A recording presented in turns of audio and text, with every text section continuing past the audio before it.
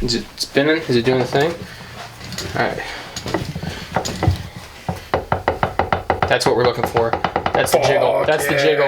That's the jiggle, baby. Woo! It's that time. Just listen. That's what we need. That's what we need. Yes! Fuck yes! Woo! Thank God. It's not sticking. It's not sticking. It's doing the jiggle. Even if the jiggle is wrong, it's still jiggling. Oh, thank God.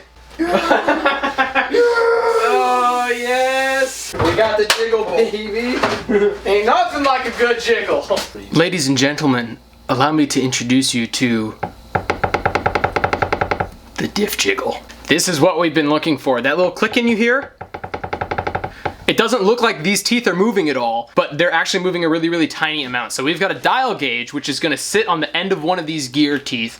And when I jiggle it, it'll tell us how far it's actually moving in like micrometers or something. I don't know what it measures in, but the tiny, tiny movement we'll be able to measure, and that's your backlash. So technically, you measure your backlash with that dial gauge, and then you see what size spacer you need. The problem we were having wasn't making that noise. It was literally so tight, the spacers were so big that it would not jiggle at all. So the fact that we're getting any amount of jiggle at all right now is really, really good news. Even if it's the wrong amount of backlash, whatever, I don't care. It's jiggling, which is a huge success. Also, that sticking thing we had earlier, when we would spin it, like every 3 turns it would get gummed up and it would stop, and we would have to put a lot of pressure in to get it to move. Now, spinning fine, no problem, no worries, boom, boom, boom, spinning, no sticking. So, both our problems have been solved. We're gonna put the dial gauge on it and stare at it just because we're at this point, we might as well. Ladies and gentlemen, we've pretty much nailed it. So, when I move this, you're gonna see that little dial jump. Click, click, click, click, click. That's our backlash. Click, click, click, click, click.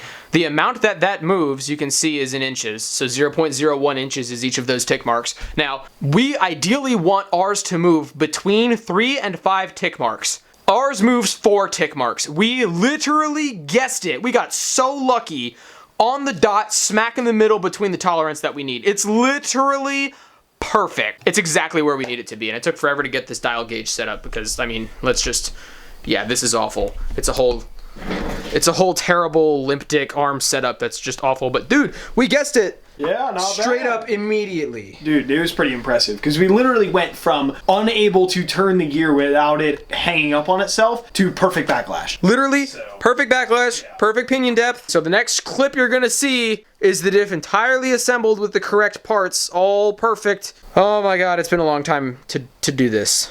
So, we've got all the parts cleaned, we've got new bearings put on the ends of the diff, we've got all our parts numbered and cleaned up and all wrapped up nice so that they didn't get dirty while we cleaned them out. Cleaned out the inside of the diff itself, got all that lithium grease and everything off of the pinion. We've got that back plate ready to go over there. We've also got some new seals over there, but that's not important. I was just gonna snap cut this to being done, but I think it'd be way cooler to see it done step by step, so we're gonna try that and see how it goes. Okay, so we're starting off with just the bare shell. The first thing that's gonna go in is the diff unit itself. Here's the left side, here's the right side, and then we've got the axle stubs on either side, left side and right side, and then we're done. Ladies and gentlemen, the RTV is on. Take one last long look at the diff internals because the backing plate is about to go on.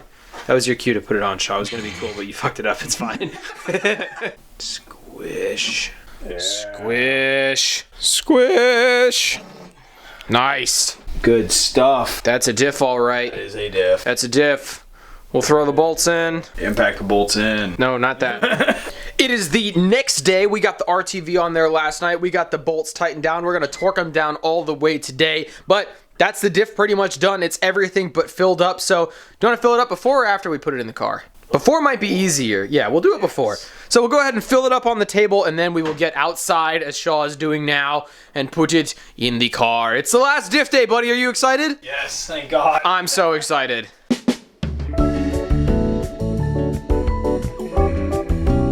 Scratch that. Before we put him in the car, what did we just go and do, bud? We just bought more jack stands. We just bought more jack stands because we didn't have enough jack stands. So we got fancy Northern Tool jack stands that hopefully won't crush us, or maybe hopefully they will crush us. Who knows? We're gonna try them out and see how they go. Shaw, what are you doing? What are you doing, Shaw? Hey, buddy, stop. What? Oh, no cutting oil, baby. Oh my God. So I've been cleaning bolts for the installation of the diff while Shaw's been under the car, getting the car jacked up and getting everything out of the way so we can get the diff in. And while I was doing that, Shaw elected to do a new task. There's a tiny fitting that connects from the fuel tank to the fuel lines, and we threaded the giant fuel lines onto this tiny fitting, and it turns out the tiny fitting for Shaw's taste was too small. So instead of ordering a bigger one, we just drilled out the interior diameter of the original one. And it might work. It might work. It also might blow the car up. So to my friends and family who watched this at my funeral, this is why we died. It's because Shaw did this and then the car exploded. Okay, so I was half right, half wrong. That fuel fitting that Shaw drilled out, he drilled too much and then tightened it too hard and it broke. So it's not going to be the reason we die in the car. It's going to be the reason he dies outside of the car because I'm going to fucking kill him. Because without that fuel fitting, we can't get the diff in. So the diff that we've been working for months to do, that we were ready to put in today, we can't do because Mr. McFuckhead over here had to mess with the fuel stuff.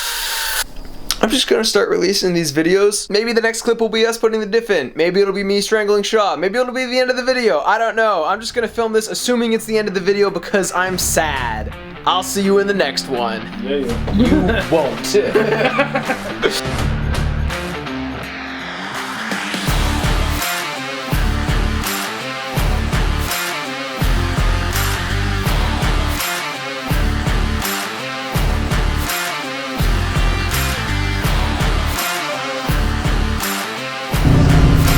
What the fuck is this shit? Dude, what are you doing? What the fuck? Why? Bro! Bro!